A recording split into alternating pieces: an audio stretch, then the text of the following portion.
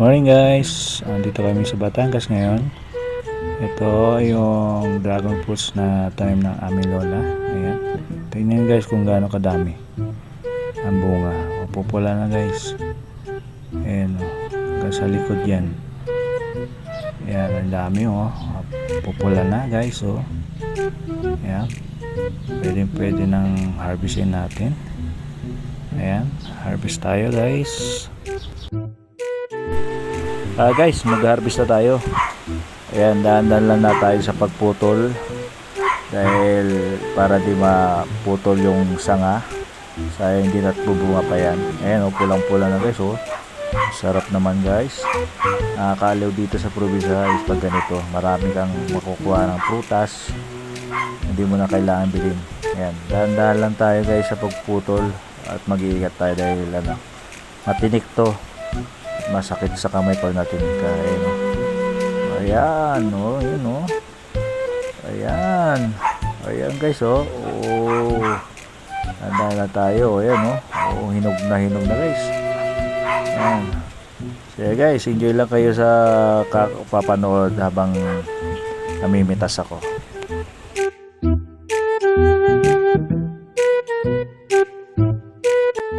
Kita dyan naman guys, kung gaano ka-pink na ang kulay.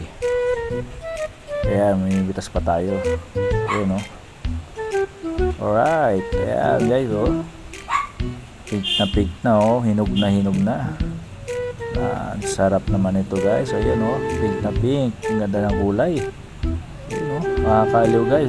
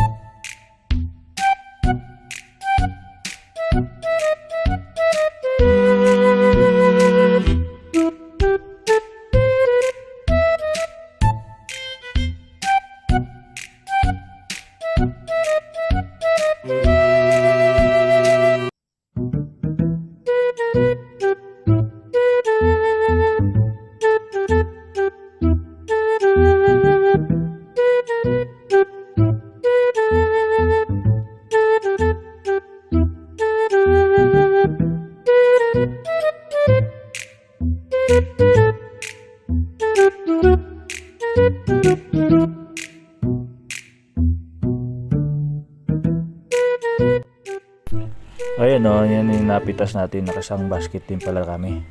Thank you for watching guys. Salamat.